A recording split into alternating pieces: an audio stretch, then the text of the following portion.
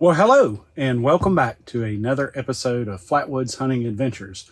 Sorry, I'm a couple days later than I had anticipated. It took a little while longer for the loggers to get out of the way. We had some rain, and I had no access to my range because they were back here cutting and skidding and limbing and hauling out all my timber back here. So, with that said, I was able to clean up just a little bit of my range, enough to get a video out. And I wanted to talk about the 300 Blackout. Now, I'm an early adopter of the 300 Blackout. Blackout was introduced, I think it was designed in 2009 and first produced in 2010. And 2010 was when I got my first Blackout. I have about 4 now, I believe. I have a contender that I shoot 600 yards. It's all custom. I have a Encore. I have a bolt action, which is probably my favorite. And then I have an SBR that's a 300 Blackout as well. But with that said, I wanted to talk a little bit about this particular gun. Remington introduced this as the 300 AAC SD. This was originally in a green Hogue overmolded stock. And if you know anything about those stocks, they're great stocks till you try to put a bipod on them and they've got some flex to them. So this one, I did all the work to myself. It's got a custom trigger in it. It's about a pound is what this one's set with because I hunt with it. This is what I do a lot of my varmint eradication with. It's sitting in a Boyd stock now, and I have both pillar bedded it and glass bedded it. Got a new bolt handle on it. I also went ahead and Duracoated it. It was black matte finish when I first got it, and if you know anything about Southeast Georgia, you know that the humidity is high, and blued guns, particularly matte guns, and our humidity don't get along. This one comes from the factory threaded. It has 5/8 24. The barrel's 16.5 inches long, and I've got my Liberty Mystic hanging on the front of it right now. This is a Citron 4x14 S2, if I'm not mistaken, with the side parallax on it. And then I've just got it on my bipod with my bags.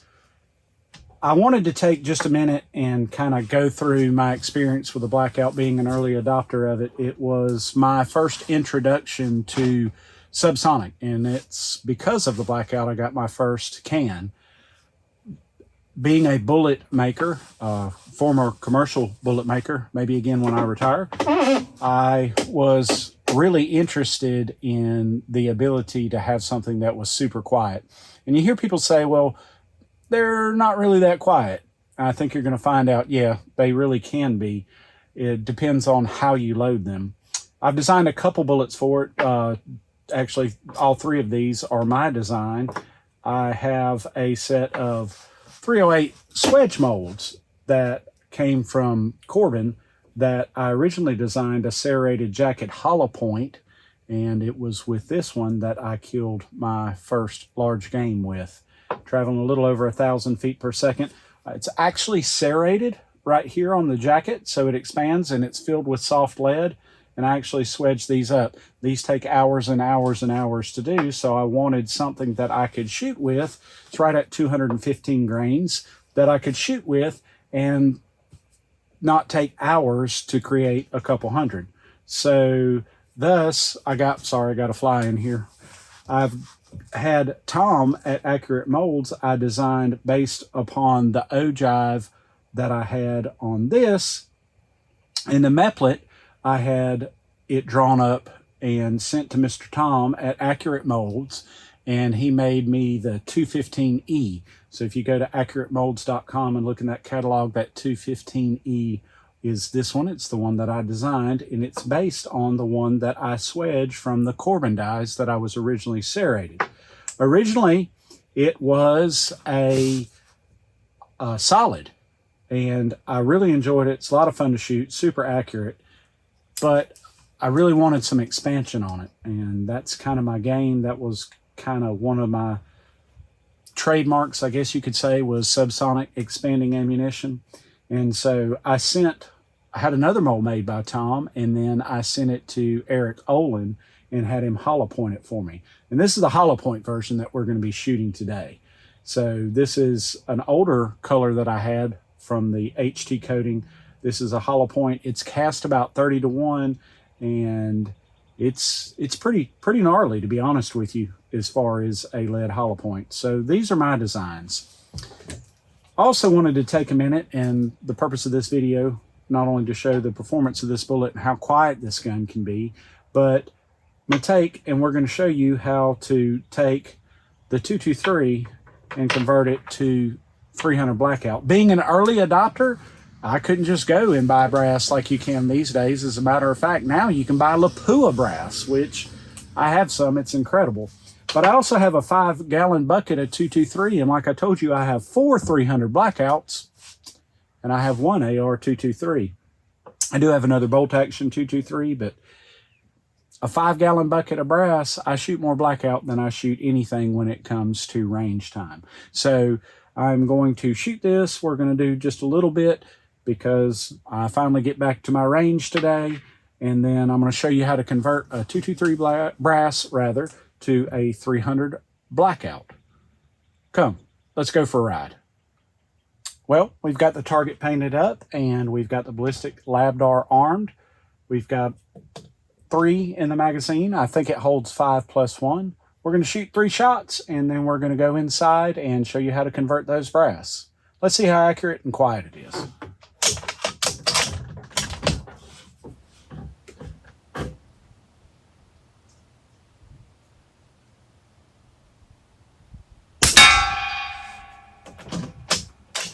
$1,026.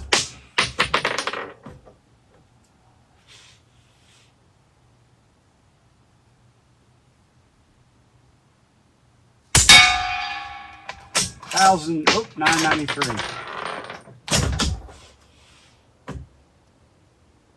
About time to trim those brass.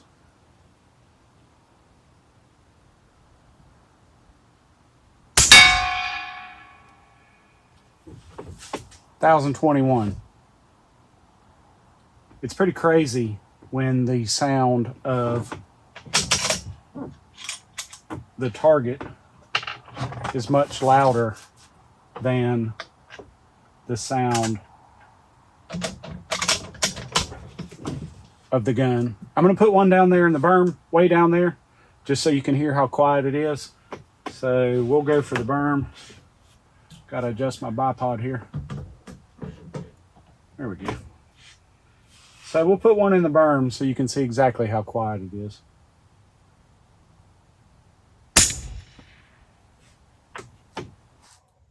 That's quiet.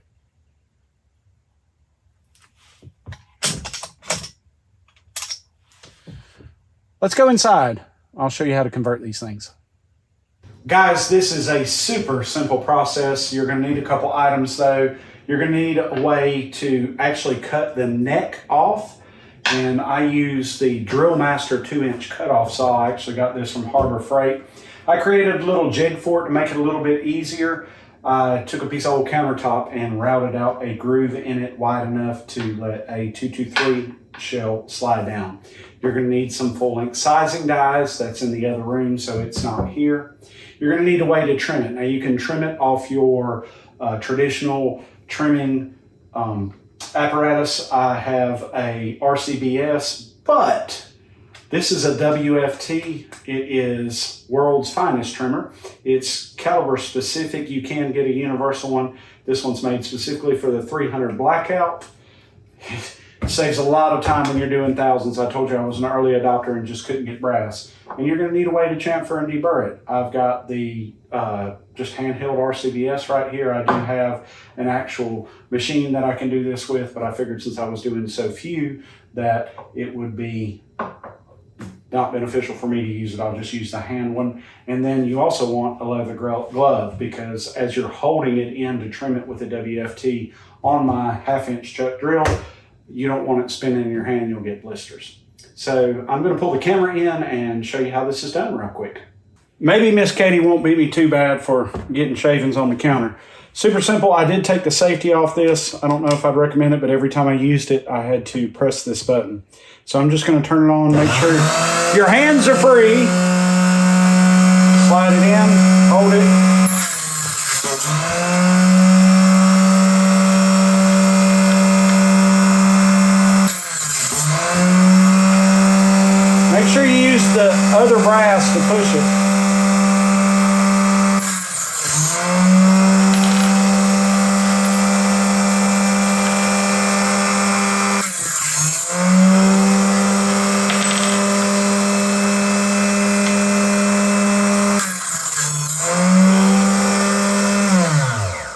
Step 1, as simple as that. Step 2 is about as simple. I've got my trimmed necked cases sitting on my lube pad. I'm going to lube them real quick. I'm going to try to do this so I'm not all in the camera view. Start it out straight. Put it in my full length size and die.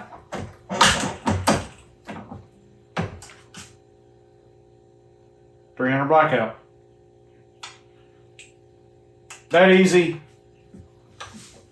That simple. Now keep in mind that because these are straight, you might have to help them get in the die a little bit. So just be prepared.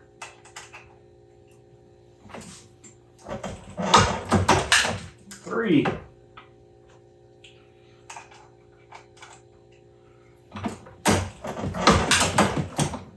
Four.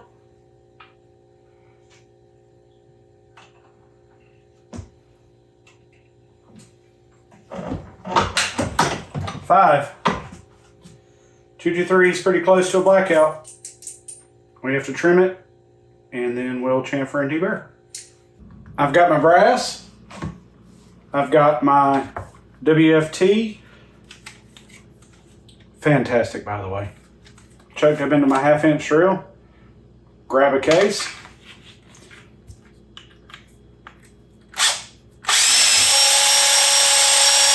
That quick. One. Kind of hard to grab with gloved hands, but 2.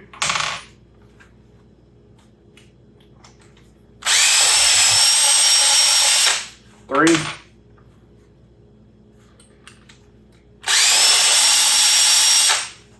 4.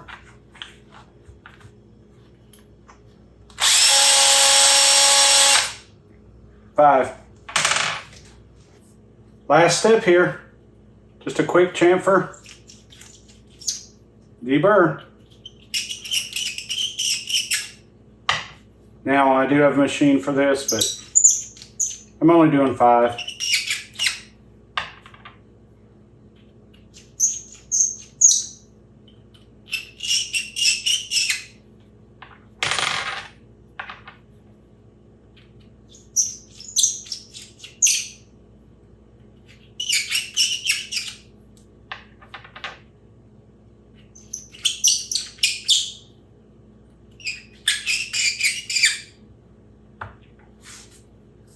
And done.